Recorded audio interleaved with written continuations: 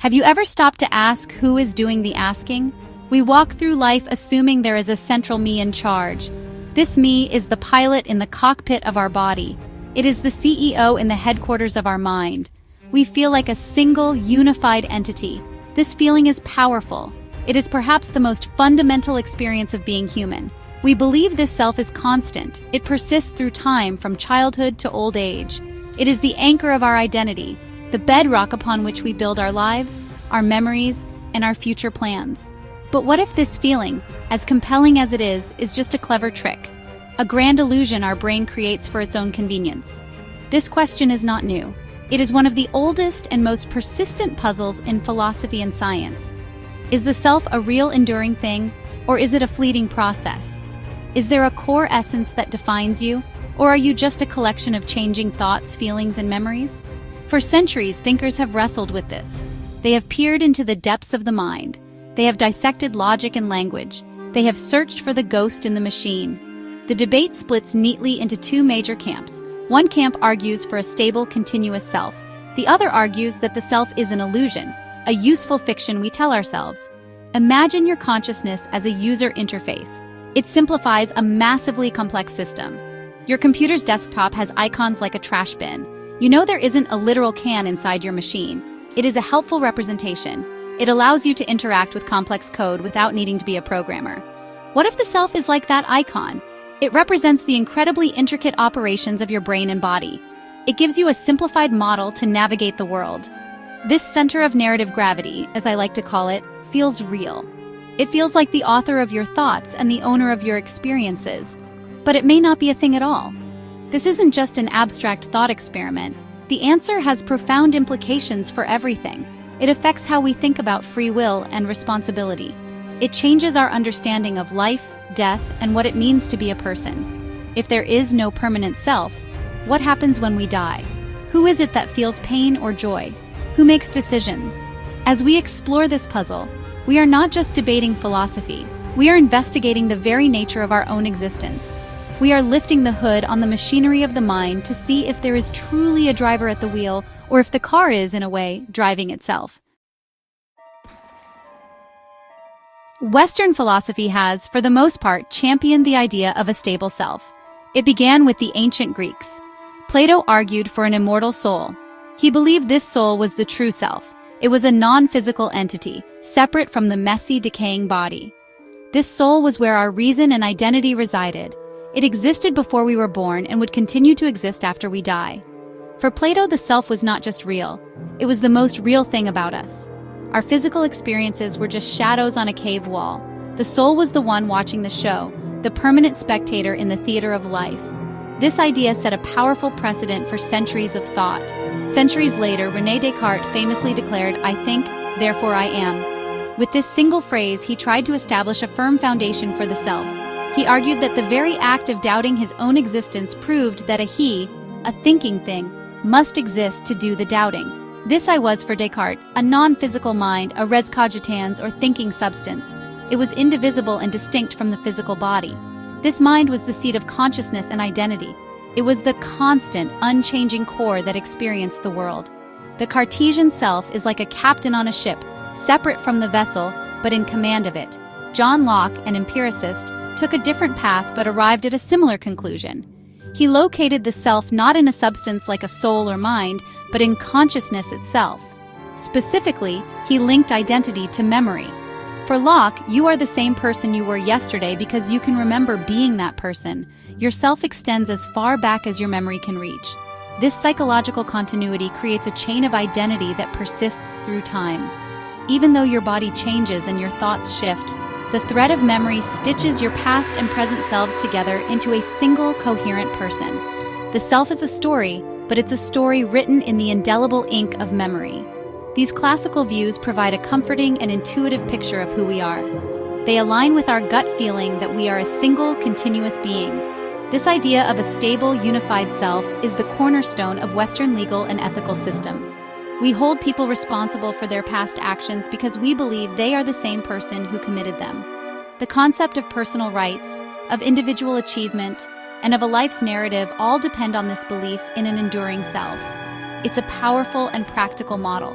It treats the self as a real, accountable entity, a fixed point in a changing world. In stark contrast, many Eastern traditions view the self as the ultimate illusion.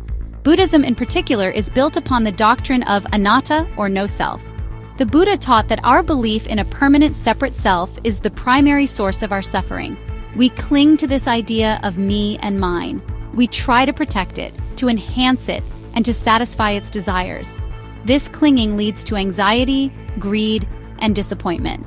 When we investigate our experience, we find only a stream of ever-changing components: physical sensations, feelings, perceptions, mental formations, and consciousness. There is no owner of these experiences. There is no static I hiding behind them.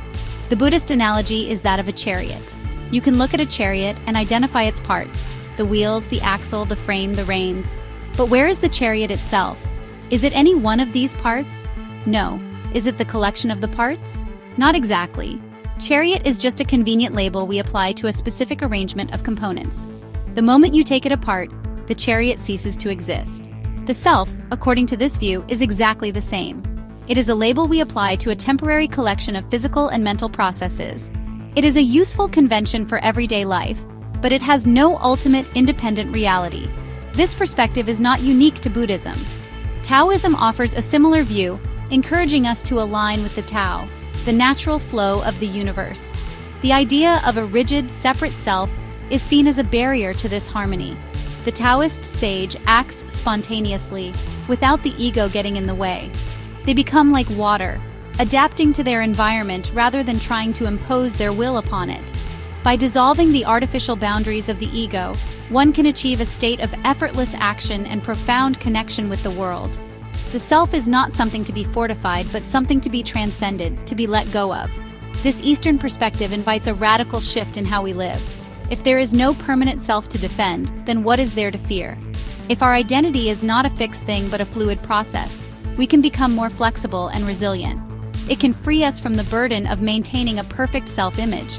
It encourages compassion, as we recognize that the separation between self and other is an illusion. The goal is not to annihilate the self in a practical sense, but to see through the illusion of its permanence and separateness. It is a path toward liberation from the prison of the ego. Modern neuroscience has entered this ancient debate, and its findings largely challenge the idea of a fixed, unified self. When scientists look for a single spot in the brain where the self resides, they come up empty-handed. There is no command center, no Cartesian theater where a tiny homunculus is watching the show of our lives. Instead, they find a vast, distributed network of processes. Different parts of the brain work together to create the experience we label as self.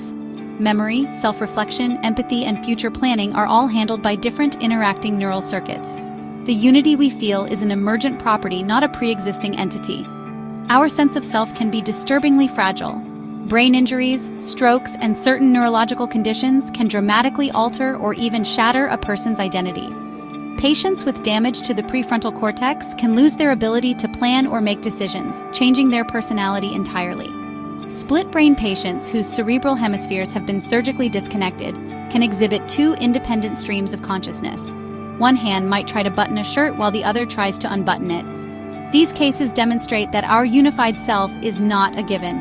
It is a delicate construction of the brain, a performance that requires all the actors to be on stage and in sync. Psychology offers a complementary view, framing the self as a narrative. We are storytellers by nature.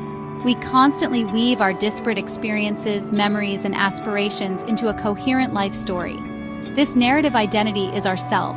It is not something we have, but something we do. It gives our life meaning, purpose, and a sense of continuity. Just like any story, it can be edited, revised, and reinterpreted over time. We present different versions of our story to different people, playing various social roles, as a parent, an employee, a friend. The self is not a static object, but a dynamic, unfolding story with many chapters. So where does this leave us? The evidence from both neuroscience and psychology suggests that the self is neither a stable, unchanging soul nor a complete fiction. It is a dynamic and complex process. It is a story the brain tells itself to make sense of a constant flood of information. This center of narrative gravity is a brilliant abstraction, a user illusion that allows a complex system to operate effectively in the world. The self is real in the same way a symphony is real. It does not exist in any single note or instrument, but emerges from the coordinated interplay of the whole orchestra. It is a process, a pattern, a beautiful and ever-changing dance of biology and experience.